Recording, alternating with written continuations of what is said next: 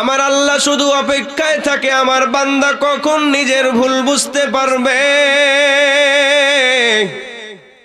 আমার বান্দা কখন নিজের গুনার জন্য অনুতপ্ত হবে, আমার বান্দা কখন নিজের গুনার জন্য লজ্জিত হয়ে আমার দরবারে হাজির হবে। এই বান্দাগুলো যারা সারা জীবন গুনাহ করেছে, নামাজ তরক করেছে, রোজাকে ছেড়ে দিয়েছে, এই বান্দাগুলো যদি কখনো আল্লাহর দরবারে হাজির হয় আর আল্লাহ তাআলার কাছে তওবা করে আর মাপ চায়, আমার আল্লাহ বলেন ওই বান্দাগুলো মাপ চাইতে দেরি, আমি আল্লাহ মাফ করতে দেরি করব না। সুবহানাল্লাহর আওয়াজ হয় নাই? আল্লাহ তাআলার নাম জবানে নিতে কি কষ্ট হয়?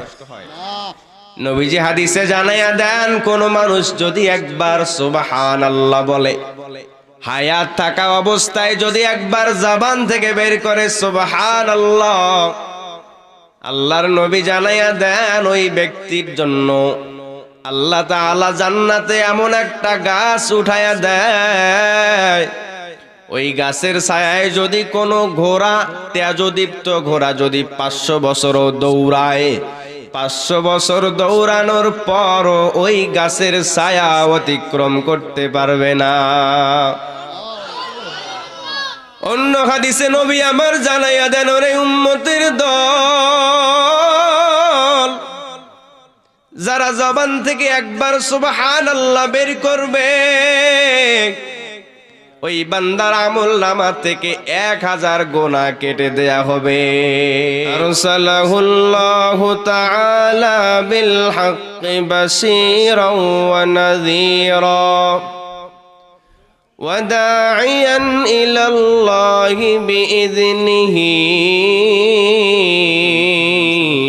ওয়া সিরাজাম মুনীরা। أما بعد فأعوذ بالله من الشيطان الرجيم.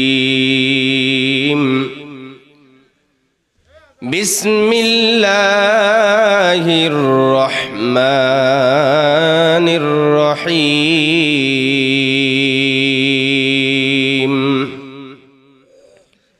سبحانك لا علم لنا إلا ما علمتنا إنك أنت العليم الحكيم.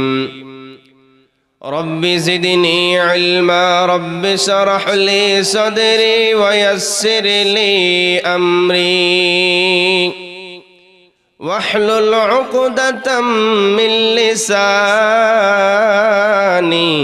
يفقه قولي. صدق الله العظيم وصدق رسوله النبي الكريم. ونحن على ذلك لمن الشاهدين والشاكرين والذاكرين والحمد لله رب العالمين.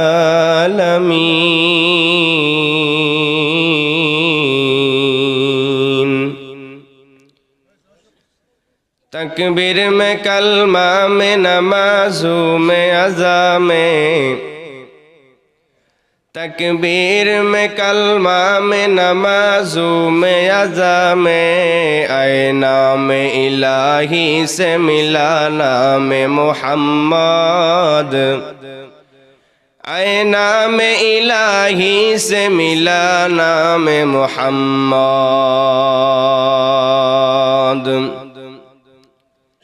मैं दूर हूँ मजबूर हुआ सैयद आलम,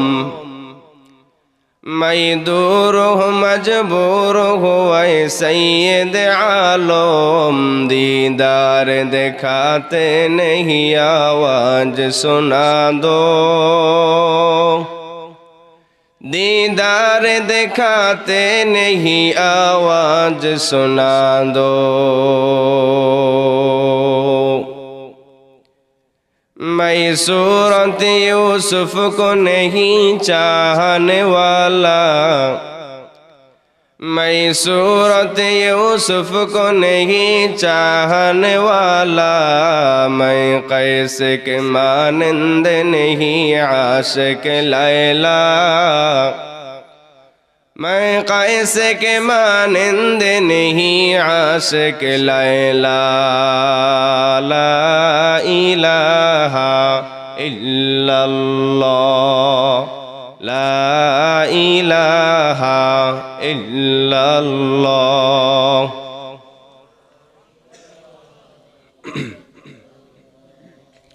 ला इलाहा इल्लल्लाह, ला इलाहा इल्लल्लाह, ला इलाहा।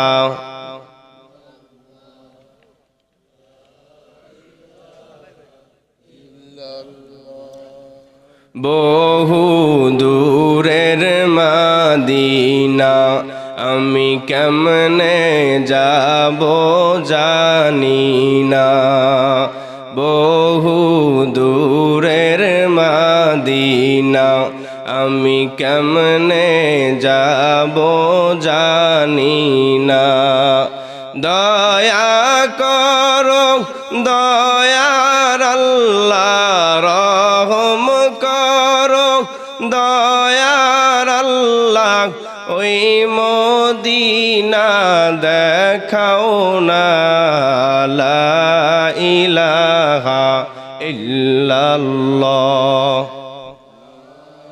মামা একটু সাউন্ড বাড়ানো যায় না? সাউন্ডটা রিপোর্ট হালকা। গোনাগারের গোনা ঝরে জিকিরে তোমার, গোনাগারের গোনা ঝরে জিকিরে তোমার, দয়া করে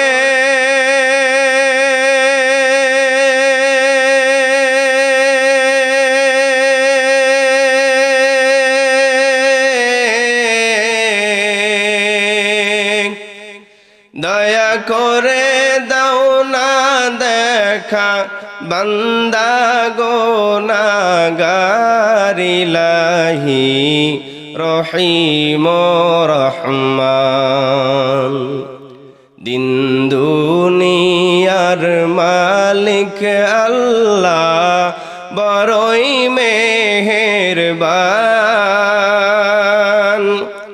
হেফাজত রাখিও আল্লাহ মোদেরি ঈমান, ইলাহি রহিম রহমান। কত দোষের দোষী আমরা নাই তাহার সীমা, কত পাপের পাপী আমরা নাই তাহার সীমা, নিজ গুণে করিও ক্ষমা, তোমার ক্ষমার নাই কো সীমা, বড়ই মেহেরবান, ইলাহি রহিম রহমান। শুকরিয়া আদায় করছি মহান রব্বুল আলামিনের দরবারে যে রব্বে কারীম আপনাদেরকে আমাকে দুনিয়ার সকল ব্যস্ততা থেকে ফারেক করে শুধুমাত্র আল্লাহর রেজামন্দি হাসিলের উদ্দেশ্যে আজকের এই মহতি জলসায়, মহতি মজলিসে, জান্নাতের বাগিচায় আসার বসার তৌফিক দিয়েছেন। এজন্য সকলেই দিল থেকে ভক্তি সহকারে মহাব্বতের সহিত সেই মহান রবের দরবারে দিলের সবটুকু ভালোবাসা উজাড় করে দিয়ে জবান খুলে আওয়াজ তুলে পড়ি আলহামদুলিল্লাহ। আজকের মাহফিলের সম্মানিত সভাপতি, সম্মানিত প্রধান অতিথি, সম্মানিত আলোচকবৃন্দ এবং আমার সামনে উপস্থিত আল্লাহ তাআলার কিছু মুহিব্বিন, জাকিরিন, আশিকিন, শাকিরিন বান্দা, সকলকে আল্লাহ তাআলা সর্ব অবস্থায় ভালো রাখুন, সুস্থ রাখুন, হেদায়েতের উপরে রাখুন। সকলেই বলি আল্লাহুম্মা আমিন। সম্মানিত উপস্থিতি, সম্ভবত আপনারা বাদাল মাগরিব থেকে ওলামায়ে কেরামের জবান থেকে দামি দামি কিছু কথা শুনছিলেন। মাহফিলের এই পর্যায়ে আল্লাহ তাআলা আমার মতো নগণ্যকে, নাদানকে আপনাদের সামনে বসিয়ে দিয়েছেন। আমরা বিশ্বাস করি, আমরা এমন এক রবের ইবাদত করি যেই রব মরা গাছেও ফুল ফুটাতে পারে। কি পারেন? সবাই জবান খুলে বলেন নাই, তার মানে অনেকের ভিতরে এখনো দ্বিধা আছে। মরা গাছেও আল্লাহ কি ফুল ফোটাতে পারেন? সব পারেন, এমন কোন জিনিস নাই যেটা আল্লাহ পারেন না। তো আমরা এমন এক রবকে বিশ্বাস করি যেই রব আমার মতো অযোগ্যের জবান দিয়েও কিছু দামি কথা বের করে দিতে পারেন। শুরুতেই সেই মহান রবের দরবারে আমরা দোয়া করছি, আল্লাহ যেন আমার জবান থেকে এমন কিছু কথা বের করে দেন যেই কথার দ্বারা আপনারা এবং আমি সকলেই উপকৃত হব। সকলেই বলি আল্লাহুম্মা আমিন। সম্মানিত উপস্থিতি, আল্লাহ তাআলা তার রহমতকে 100 ভাগে বিভক্ত করেছেন। কত ভাগে বিভক্ত করেছেন? সবাই জবান খুলে উত্তর দিবেন। এর দ্বারা ফায়দা হবে। কি ফায়দা হবে? নবীজি সাল্লাল্লাহু আলাইহি ওয়াসাল্লাম হাদিসে বলেছেন, যারা নেকের কাজ করবে এবং যারা নেকের কাজে সহযোগিতা করবে, আল্লাহ তাআলা সবাইকে সমপরিমাণ নেক দান করবে। সুবহানাল্লাহ। তাহলে আলোচক এখানে বসে আলোচনা করে যতটুকু নেকি অর্জন করবেন, ঠিক সমপরিমাণ নেকি আপনারা পাবেন যদি মাঝে মাঝে বক্তাকে আপনারা ঠিক বেঠিক সুবহানাল্লাহ, আলহামদুলিল্লাহ বলে সঙ্গ দেন। তো এই নেকির ভাগীদার হওয়ার ইচ্ছা আছে আপনাদের? তাহলে কথা বলবেন, জবান খুলে শেখার চেষ্টা করবেন। শীতের রাত, আলোচনা দীর্ঘ করার কোন রকম সুযোগ নেই। খুব অল্প সময় আলোচনা হবে, তবে আলোচনা মন দিয়ে শুনতে হবে, হৃদয় অঙ্গন করতে হবে। আপাতত বাড়ির ঝামেলা, সাংসারিক ঝামেলা সব কিছু মস্তিষ্ক থেকে আপনি ডিলিট করেন। শুধুমাত্র এখানে বসবেন, কি বলছে সেটা আমি অন্তরে ধারণ করার চেষ্টা করব। আপনি যদি টিউবওয়েল থেকে পানি নিতে চান, তাহলে আপনার পাত্রের মুখ আর টিউবওয়েলের মুখ বরাবর হতে হবে। পাত্রের মুখ একদিকে আর টিউবওয়েলের মুখ আরেক দিকে সারাদিন চাপলে বলেন তো পানি ঢুকবে? কখনোই ঢুকবে না। তো আলোচক এখানে যত দামি আলোচকই আসুক না কেন, সে আলোচনা করতেছে আর আপনার অন্তরের মুখ, অন্তরের মানসিকতা, অন্তরের খেয়াল যদি অন্য দিকে থাকে, যত বড় আলেম আলোচনা করুক না কেন সেটা আপনার হৃদয় স্পর্শ করবে না। এই জন্য যেই আলোচনা করুক, আপনার মনোযোগ যদি থাকে তাহলে আপনি আলোচনা থেকে উপকৃত হতে পারবেন ইনশাআল্লাহ। তাহলে মন দিয়ে শোনা যাবে তো? দেখি মনে আছে কিনা। আল্লাহ তাআলা তার রহমতকে কত ভাগে বিভক্ত করেছেন? 100 ভাগে বিভক্ত করে তিনি 99 ভাগ নিজের কাছে রেখে দিয়েছেন, আর 1 ভাগ তামাম পৃথিবীর সৃষ্টিকুলের মাঝে বন্টন করে দিয়েছেন। এই 1 ভাগের সামান্য ছিটা ফোঁটা দুনিয়ার সকল প্রাণীর মধ্যে আছে। যারা দুনিয়া থেকে চলে গেছে তাদের মধ্যেও ছিল, কিয়ামত পর্যন্ত যত প্রাণীকুল আসবে তাদের মধ্যেও থাকবে। খুবই আশ্চর্যান্বিত হবেন আপনারা। এই সামান্য ছিটা ফোঁটা একটা মা মুরগির কাছে থাকার কারণে ওই মা মুরগিটা তার বাচ্চাদেরকে কতটা মোহাব্বত করে।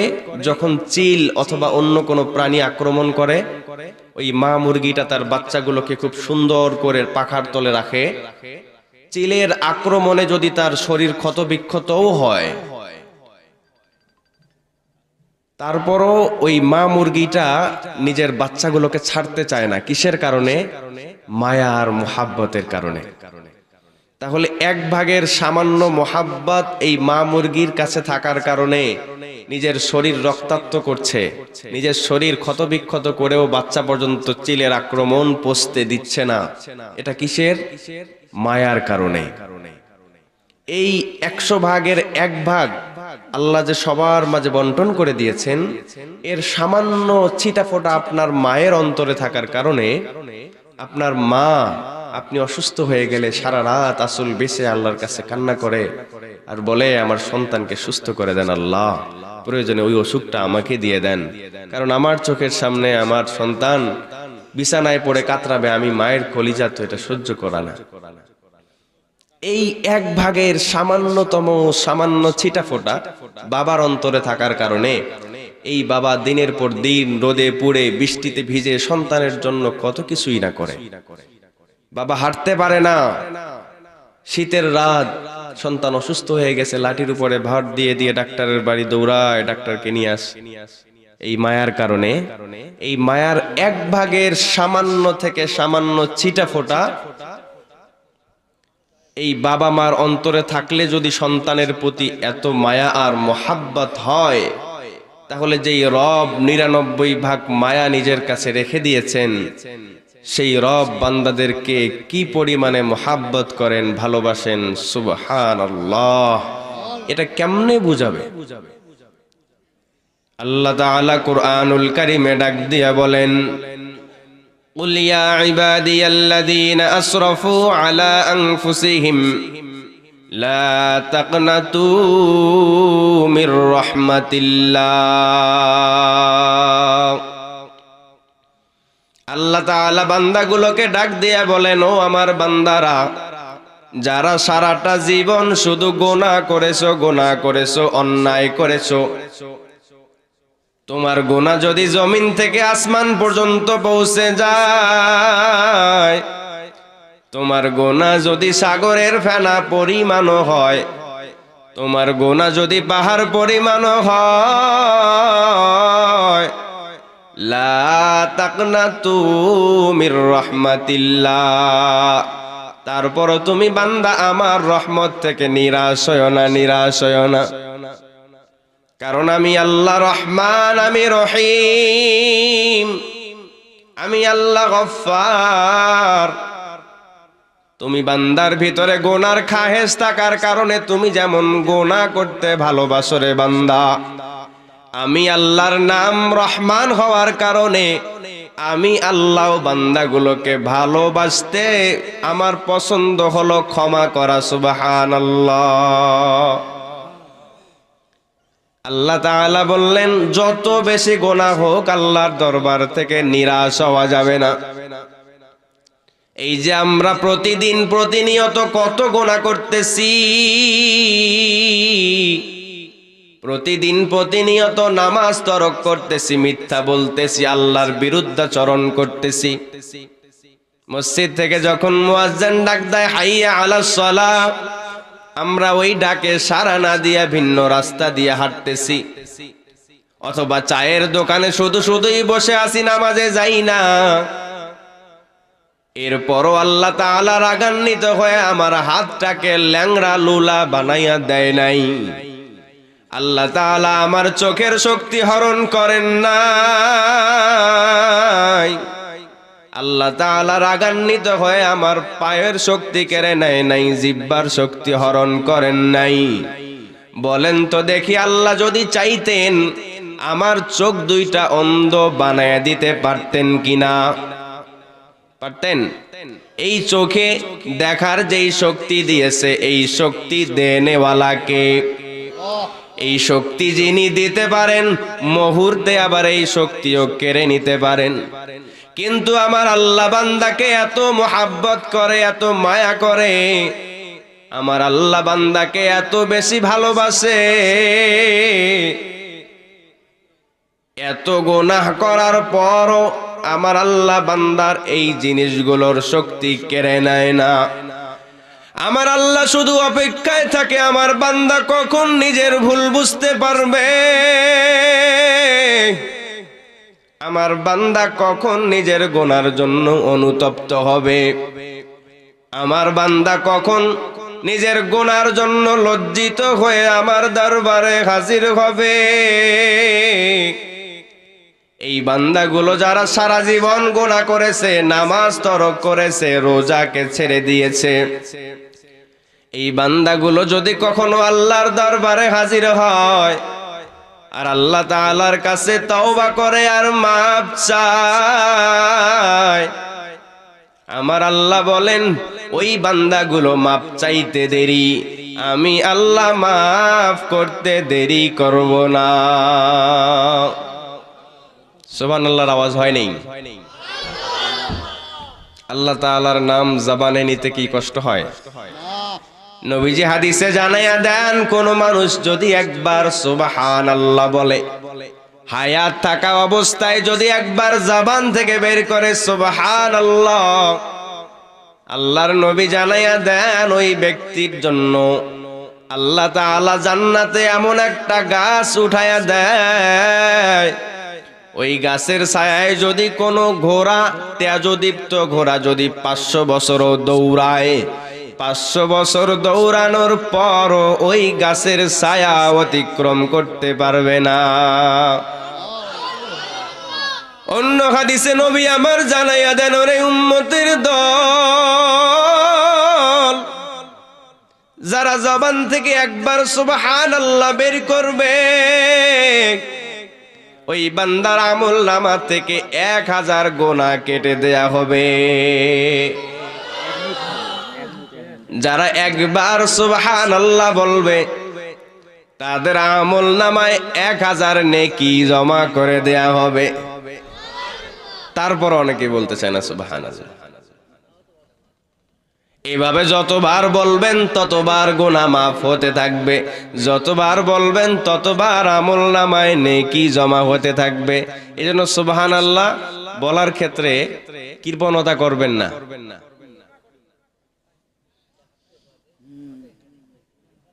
কোথায় ছিলাম? আল্লাহ তাআলা তার রহমতকে কত ভাগে বিভক্ত করেছিলেন? 100 ভাগে বিভক্ত করে নিজের কাছে 99 ভাগ রেখে দিয়েছেন। বান্দাকে এত মায়া করেন, এত মোহাব্বত করেন, এই যে যেই জমিনের উপরে বসে আছে এই জমিন আল্লাহর কাছে প্রতিদিন ডাক দিয়া বলেন, আল্লাহকে ডাক দিয়া বলেন, রে মালিক,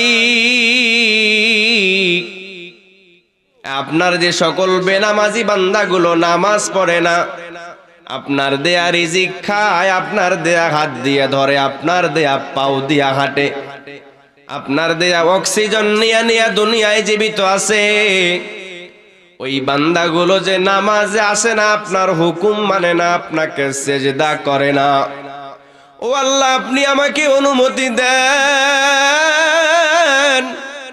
আমি মুহূর্তে এই বান্দাগুলোকে গ্রাস করে ফেলবো, গিলে ফেলবো। এই যে সমুদ্র প্রতিদিন আল্লাহকে ডাক দিয়া বলে, রে মালিক আমাকে অনুমতি দেন, আমি আপনার বান্দার ঘর বাড়িগুলো চূর্ণ বিচূর্ণ করে দিব। আসমানের ফেরেশতাগুলো আল্লাহকে ডাক দিয়া বলে, আল্লাহ আপনার খেয়ে আপনার পরে আপনার জমিনের উপরে বিচরণ করে, তারপরও এই বান্দাগুলো আপনার হুকুম মানে না, ও আল্লাহ আমাকে অনুমতি দেন, মুহূর্তে এই বান্দাগুলোকে আমি পিষে ফেলবো। আমার আল্লাহ কেমন মায়ার আল্লাহ, আমার আল্লাহর কতটা মোহাব্বত, কতটা মায়া। আল্লাহ ডাক দিয়া বলে, রে জমিন না না, ও সমুদ্র, ও আসমানের ফেরেশতারা না না, কারণ এই বান্দাকে বড় মায়া করে, বড় মোহাব্বত করে বানাইছি আমি আল্লাহ, এদেরকে ধ্বংস করার জন্য না, এদেরকে নিষ্পেষিত করার জন্য না।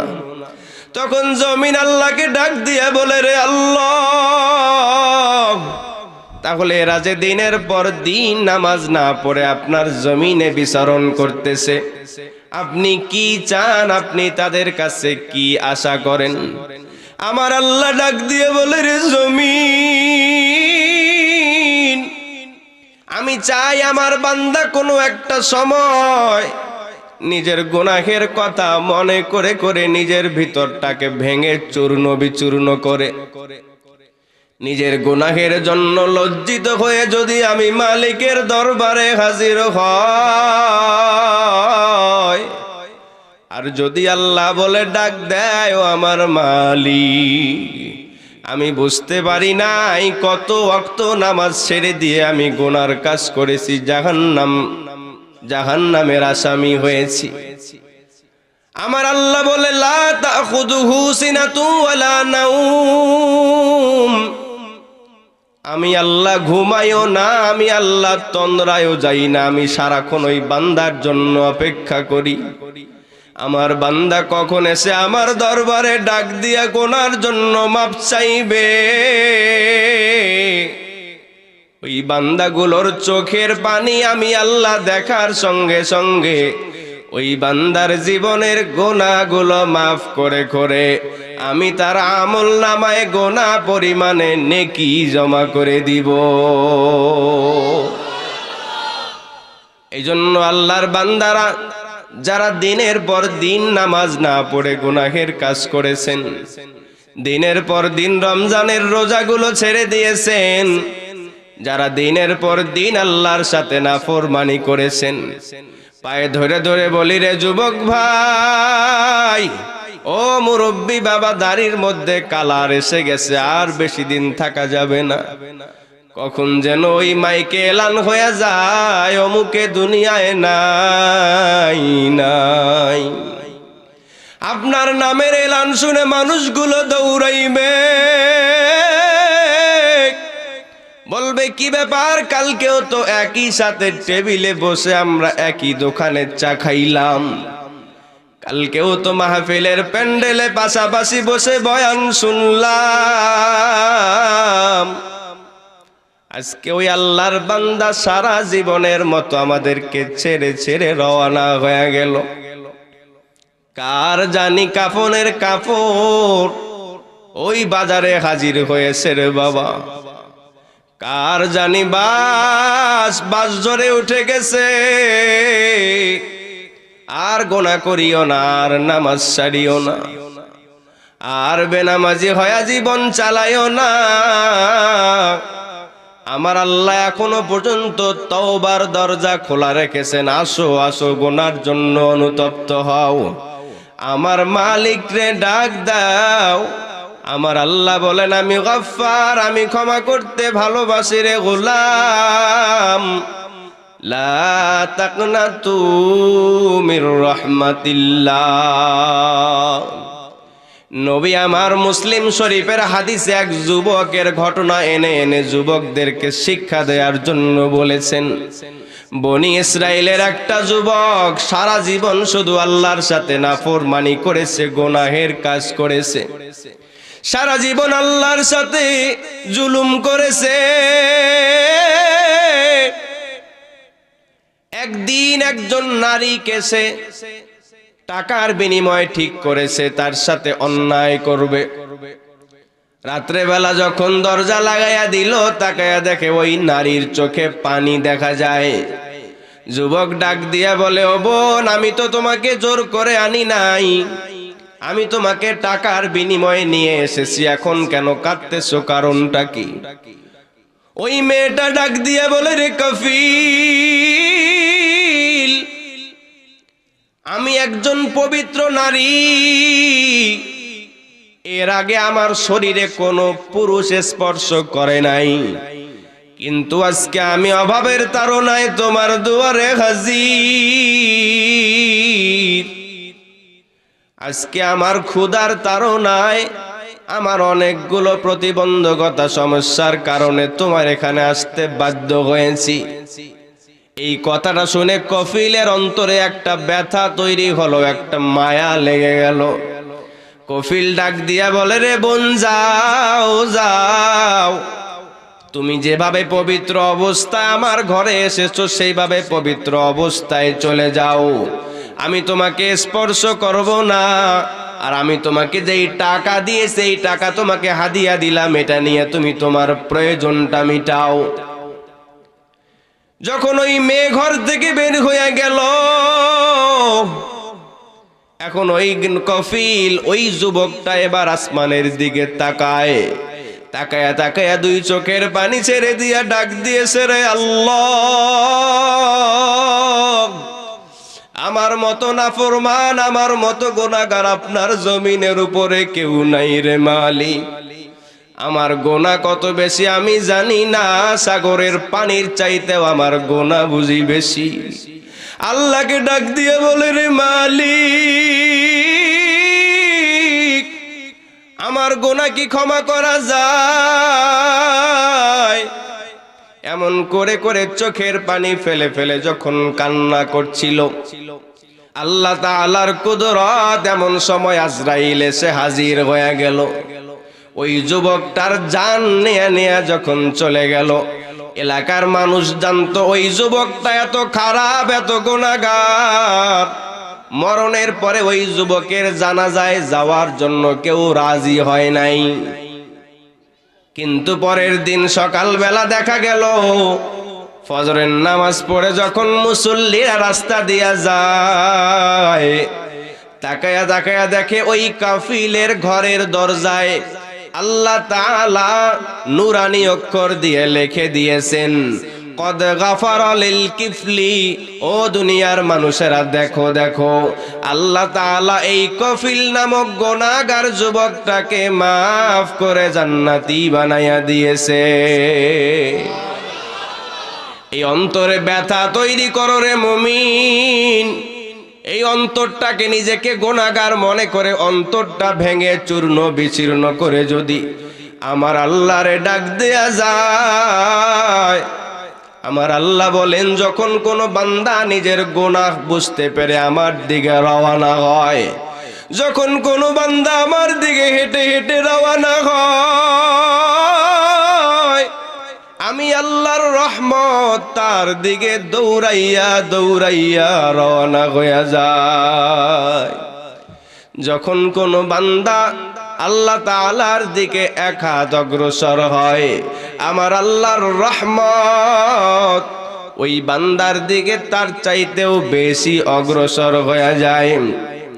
ও আল্লাহর বান্দারা, আপনার আমার গুনাহ ওই যুবকের চাইতে বেশি না।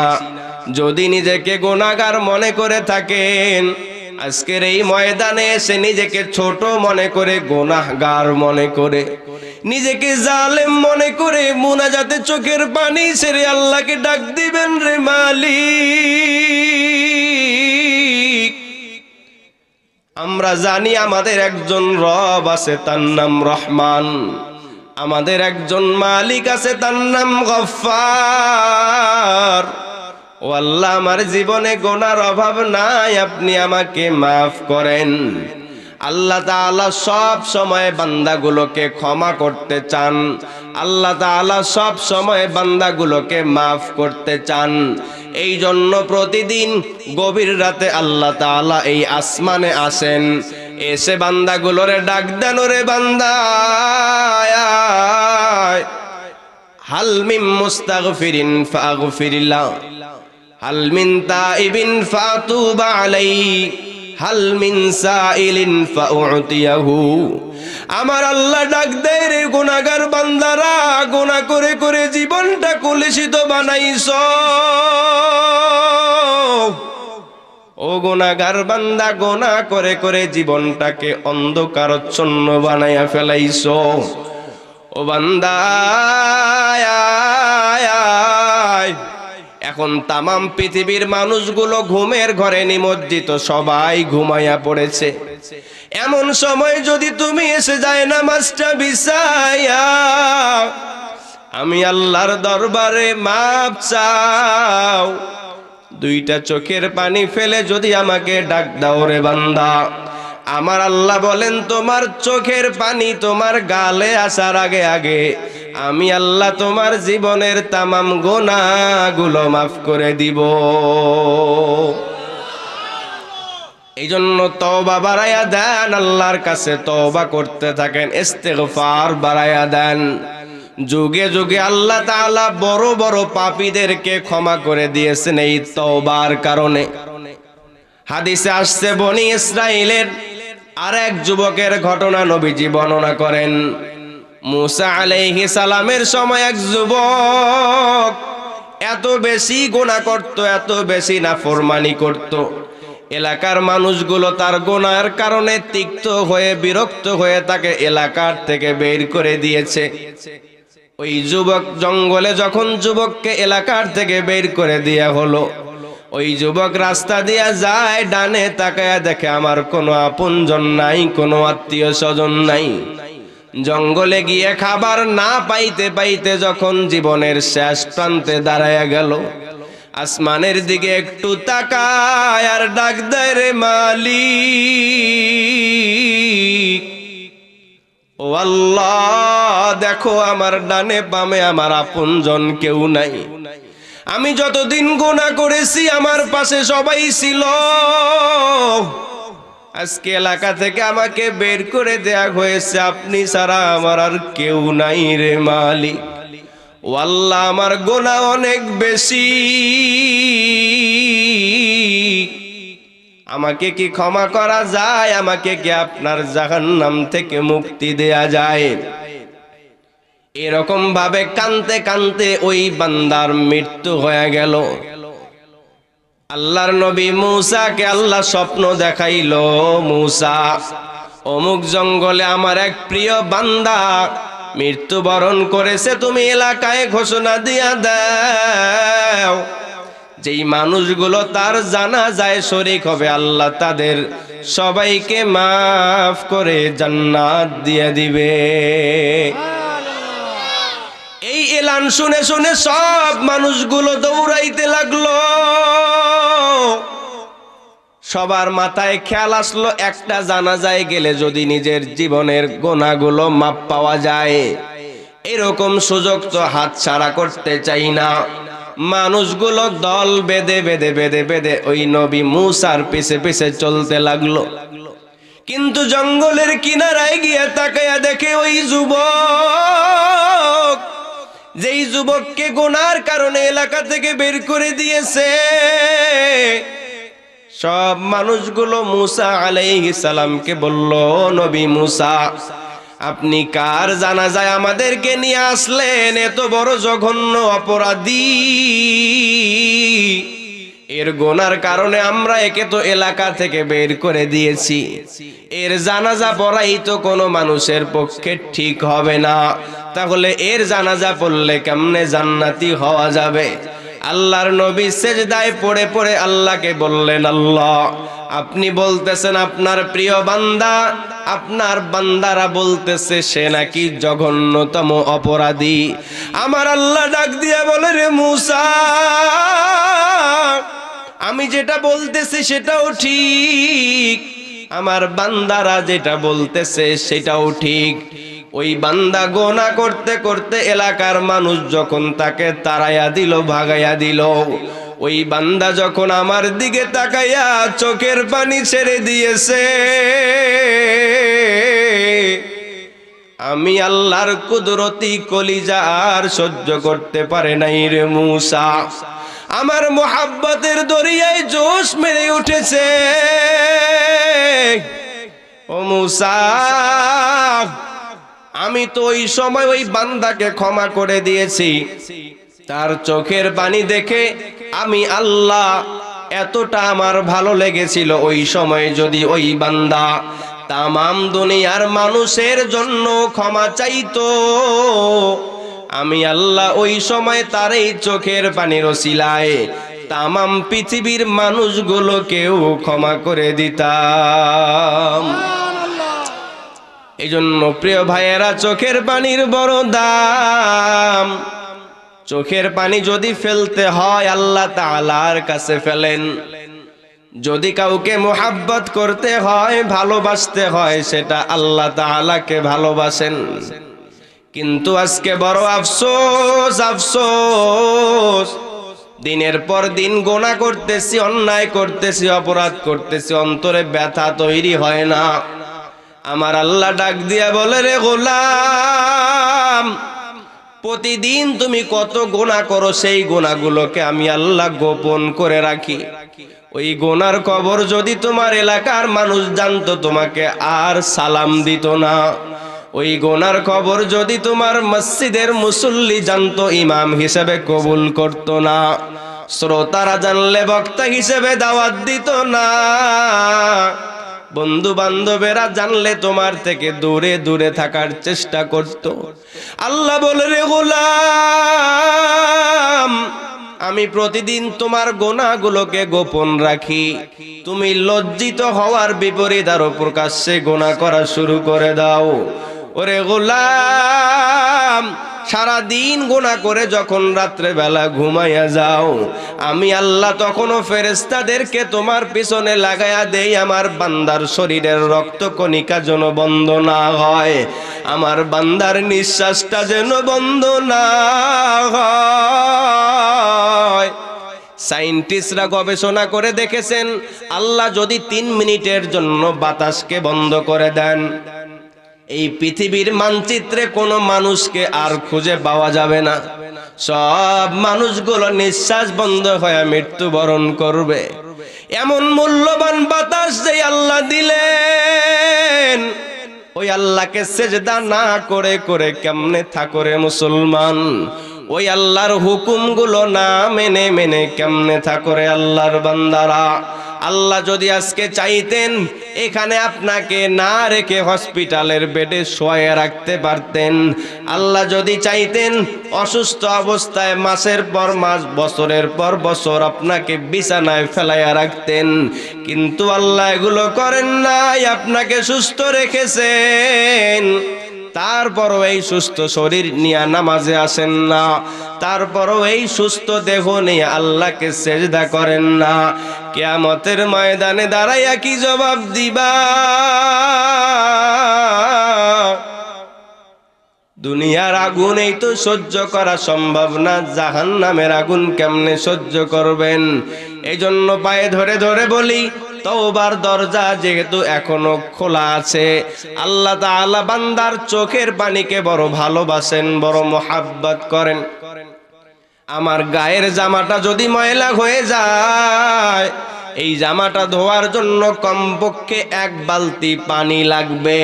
কিন্তু নবী আমার জানাইয়া দেন, কোন মানুষের সারা জীবনটা যদি গোনা গোনা আর গোনা দিয়া ভরপুর হয়ে যায়, ওই বান্দা যদি তওবা করার নিয়তে আল্লাহর দরবারে হাজির হয়, আর যদি আল্লাহ তাআলাকে ডাক দিয়ে চোখের 1 ফোঁটা পানি ছেড়ে দেয়, নবী আমার বলেন, তার ওই সারা জীবনের গোনা ধোয়ার জন্য চোখের 1 ফোঁটা পানি তার জন্য যথেষ্ট হয়ে যাবে।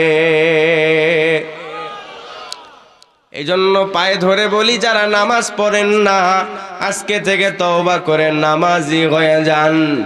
যারা রোজা রাখেন নাই, সামনে রমজান আসতেছে, ওয়াদা করেন, পাক্কা ওয়াদা, আল্লাহ আমার জীবন চলে যাবে, রোজা ছাড়ব না। আমি যত মুসিবতে পড়ি না কেন, আমি রমজানের রোজা ছাড়ব না। এই যে দেখবেন আমাদের এলাকার অসংখ্য মানুষগুলো 20,000 30,000 টাকার বিনিময়ে রমজানের রোজাগুলো বিক্রি করে দেয়। আলু তুলতে যায়, গিয়া মাসের পর মাস রমজানের রোজা রাখে না। হযরতে আলীকে জিজ্ঞেস করা হলো, হুজুর, এই রমজানের রোজার কেমন দাম, কেমন সম্মান? হযরতে আলী বলেন, একজন মানুষকে যদি কিয়ামত পর্যন্ত হায়াত দেয়া হয়, কিয়ামত পর্যন্ত হায়াত পাওয়ার পর সে যদি প্রতিদিন টানা রোজা রাখে 100 বছর, 1000 বছর, 1 লক্ষ বছর, 1 কোটি বছর, তারপরও এত দিনের রোজাকে একত্রিত করলে রমজান মাসের একটা রোজার সমান হবে না। সুবহানাল্লাহ। এত দামি রোজা, এত মূল্যবান রোজা, কিন্তু কিছুই মনে করি না, বিনা প্রয়োজনে রোজা ছেড়ে দেই। এই জন্য পায়ে ধরে বলি, অনুরোধ করে বলি, সামনের রমজান প্রস্তুতি গ্রহণ করেন। এখন থেকে রমজানকে নিয়ে প্ল্যান করেন, আল্লাহ আমার জীবনে যতগুলো রমজান চলে গিয়েছে, আমি কোন রমজানেই ভালো কোনো ইবাদত করতে পারি নাই। আমি চাই আমার এই রমজানটা যেন সবচাইতে আমলওয়ালা হয়। যতগুলো রমজান চলে গিয়েছে, আমার বয়স 70 বছর, 70টা রমজান আমি অতিক্রম করেছি। আমার বয়স 50 বছর, 50টা রমজান আমি অতিক্রম করেছি। 20 বছর বয়সের 20টা রমজান অতিক্রম করেছি। কিন্তু এই রমজান দিয়ে আমি আল্লাহর নৈকট্য পাই নাই, রমজান দিয়ে জান্নাত হাসিল করতে পারি নাই, রমজান দিয়ে আমি আল্লাহর জাহান্নাম থেকে মুক্তি পাই নাই। তাই এখন থেকে রমজান আসার আগে আগে প্রস্তুতি গ্রহণ করেন, এই রমজানটা পেয়ে যেন আমি আল্লাহর প্রিয় বন্ধু হতে পারি। এই রমজানের রোজাগুলো রেখে রেখে যেন আমি আল্লাহর মাহবুব হতে পারি, আমি আল্লাহর নৈকট্য অর্জন করতে পারি। এখন থেকে প্ল্যান করেন, আল্লাহ এই রমজান মাসে আমার জবান থেকে একটা মিথ্যা বের করব না, রমজান মাসে কাউকে কষ্ট দেওয়ার মতো কোনো কথা বলবো না, এই রমজান মাসে আমার প্রতিটা অঙ্গ প্রত্যঙ্গকে গুনাহ থেকে হেফাজত করব, কান দিয়ে গান শুনবো না, অশ্লীল বাক্য শুনবো না, চোখ দিয়ে খারাপ কোনো দৃশ্য দেখবো না, মস্তিষ্ক দিয়ে খারাপ কিছু চিন্তা করব না। নবী আমার জানাইয়া দেন ওরে মুমিন, যারা রমজানের রোজা রেখে রেখে চোখ হেফাজত করে না, কান হেফাজত করে না, হাত হেফাজত করে না, ওই বান্দাগুলোর ক্ষুধা এবং তৃষ্ণার দ্বারা আল্লাহ তাআলার এবং ওই বান্দার কোনো লাভ হয় না। লিল্লাহে তাকবীর।